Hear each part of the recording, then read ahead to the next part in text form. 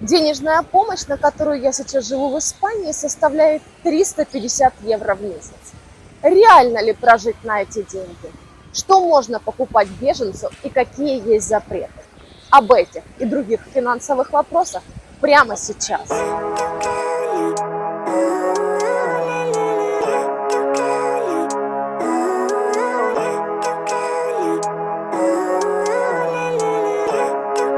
С момента перехода на вторую фазу программы защиты я стала получать финансовую помощь. 375 евро в месяц на аренду жилья. Об этом я рассказываю очень подробно в отдельном видео, ссылка на него есть в описании. И 350 евро в месяц на все остальное. Еду, коммунальные услуги, средства личной гигиены, бытовые товары, одежду и прочее, прочее, прочее. Раз в месяц, в последних числах, я должна отчитаться за потраченные деньги. Сейчас я бегу в наш офис к своему куратору с чеками и фактурами, которые необходимы для отчетности. Но давайте все по порядку. Кстати, Банк Сантандер является партнером АКСЭМ, ассоциации, под защитой которой я нахожусь, и здесь мы получаем деньги. Именно в этом банке я открыла себе счет и сделала банковскую карту.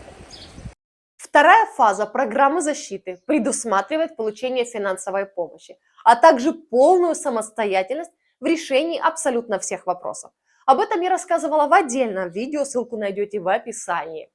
Также важным условием является отчетность за потраченные деньги и есть список того, что покупать нельзя. Алкоголь и табачные изделия покупать на финансовую помощь нельзя. Дорогие вещи, не относящиеся к предметам первой необходимости, покупать нельзя. Путешествовать на пособие нельзя. Если это парикмахерская, то услуга может быть самая необходимая, например, стрижка.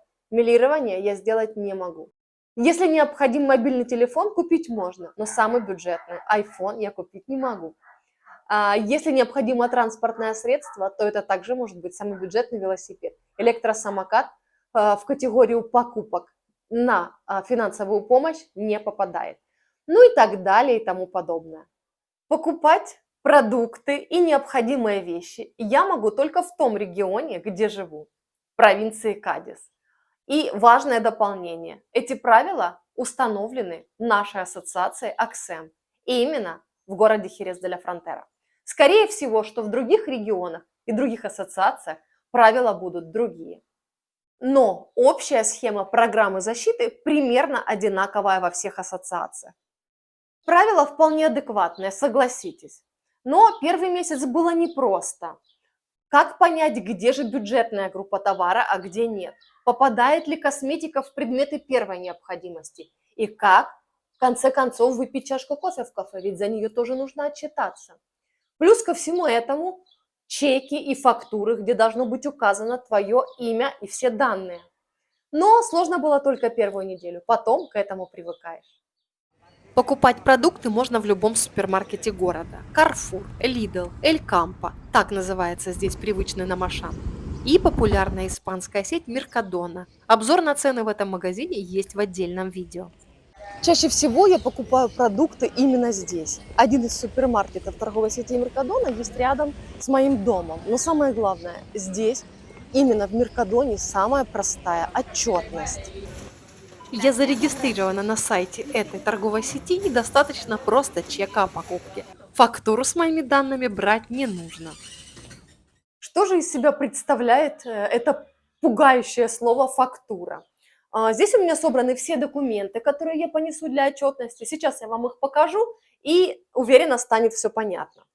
Ну, с фактурами из Меркадоны, как я сказала, все довольно просто. Это просто чек, ничего к нему дополнительно брать не нужно. По этой самой причине больше всего покупок у меня из Меркадоны. Супермаркет Эль Хамон отличается по системе отчетности. Здесь необходимо брать фактуру, но в Эль Хамоне все тоже довольно просто. Я на кассе говорю, что мне необходима фактура, называю свой регистрационный номер. Я его получала в самом начале, когда только зарегистрировалась в магазине. И в чеке указаны все мои данные, поэтому он автоматически является и чеком, и фактурой. В этом случае у меня оплата за мобильный телефон. Здесь есть отдельно чек и есть вот такой вот листик, в котором указаны также все мои данные, прописана сумма, на которую я пополнила счет, и стоит большая синяя печать с подписью. Вот это вот, собственно, вещь и называется фактура. Такую фактуру вам дадут в любом крупном супермаркете. Ну вот, как видите, в маленьком магазинчике, где я пополняла счет на мобильный телефон, тоже мне его дали, но, к сожалению, во фрутериях, на рынке, в маленьких магазинчиках, скорее всего, что фактуру вам не дадут. Это не очень удобно, ведь овощи и фрукты на рынке вкуснее и выгоднее по цене, как и выбор морепродуктов. Испанский рынок – это вообще отдельная тема. Обязательно посмотрите мое аппетитное видео об этом. Итак, попытаемся скалькулировать, что же получается у меня по деньгам. Поехали. Итак, 15 евро у меня ушло на пополнение мобильного телефона. Вот так вот выглядит, как я уже показывала в одном из видео, счет за электричество. В этом месяце, вернее, в прошлом месяце, оплачу я в этом, намотала я 24 евро и 10 центов. Плюс к фактуре, потому что она идет не на мое имя, а на имя владельца, у меня есть расписка, это тоже условие ассоциации. Владелец жилья пишет расписку о том, что получил от меня деньги за свет, и такая же расписка есть за оплату аренды жилья. Так, мы все это дело суммируем, и теперь считаем все фактуры из Меркадоны. Важное дополнение. Вы должны потратить за месяц и сдать чеки ровно на ту сумму, что получили. Если вложитесь в меньшую, в следующем месяце получите меньше. Что еще я купила в этом месяце, так это немного обновила свой гардероб, ведь впереди у нас горячее испанское лето. На нулевой и первой фазах программы все беженцы имеют возможность купить себе одежду и обувь на сумму 90 евро один раз в 6 месяцев. У нас было на выбор 2 магазина, где мы могли это сделать. Один из них Primark. Primark – магазин с широким диапазоном. Здесь можно купить одежду для мужчин, женщин, детей, обувь, белье, косметику. Цены бюджетные, качество соответствующее. Здесь можно что-то подобрать для себя на каждый день, но в тот момент, когда у меня была закупка вещей по программе, заканчивался сезон летних скидок. Выбрать что-либо по душе мне, к сожалению, не удалось, поэтому я воспользовалась другим магазином. Спринтер. Здесь ассортимент спортивной направленности, цены вполне приемлемые. На второй фазе ограничений, где покупать себе одежду и обувь, нет. Сделать это можно абсолютно в любом магазине.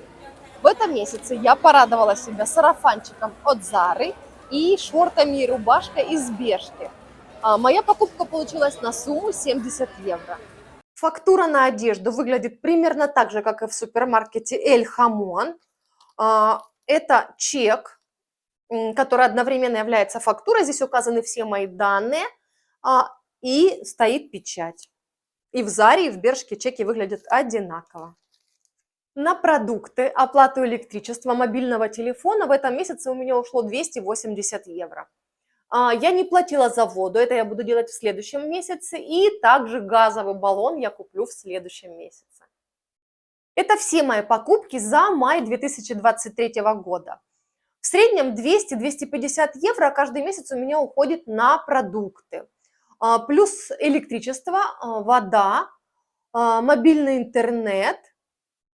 Остальную сумму я трачу по необходимости. Как видите, в этом месяце я покупала себе кое-что из одежды. В прошлом, например, это была косметика. Как-то раз я покупала необходимые вещи в Икее. Это была гладильная доска и сушилка для белья. И в Элькампо я покупала тостер. Никаких претензий ко мне не было. А перед этим, в течение 2 месяцев, я оплачивала себе из этих денег лечение зубов. Хотя Ассоциацией предусмотрена стоматологическая помощь всем беженцам.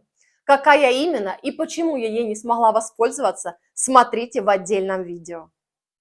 Итак, сегодня я бегу со всеми чеками и фактурами в офис ассоциации Аксем, чтобы отчитаться за потраченные деньги. Поэтому на сегодня я с вами прощаюсь, но вы не стесняйтесь, пишите, спрашивайте.